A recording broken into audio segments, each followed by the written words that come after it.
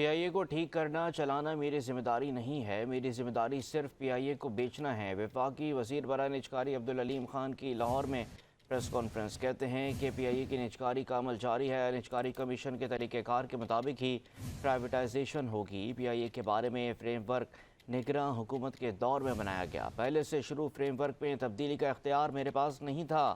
اس وقت پی آئی اے کا خسارہ 830 ارب روپے ہے۔ 620-30 کے قریب جو خسارہ ہے اس کو پار کر دیا گیا، اور جو ایسٹس تھے، مین ایسٹس جو کہ روز ویٹ ہوٹل ہے یا ہمارے مختلف اور ہوٹلز ہیں یا پراپرٹیز ہیں، وہ ساری کی ساری بھی ہولڈکو میں پارک کر دی گئی۔ اور جو پی آئی اے ہے اس کے اندر جو اس کا آپریشنل ہے سیٹ اپ، جس میں جہاز ہیں اور باقی چیزیں ہیں، وہ جو ہے وہ پی آئی اے میں رکھی گئی۔ تقریباً 200 ارب روپے کا جو نقصان ہے وہ اس کے اندر پاک کیا گیا۔ میرے پاس جو فریم ورک ہے آف پرائیویٹائزیشن، اس میں تبدیلی کرنے کا کوئی اختیار نہیں تھا۔ میرے ذمہ پی آئی اے کو ٹھیک کرنا نہیں ہے، میرے ذمہ جو پی آئی اے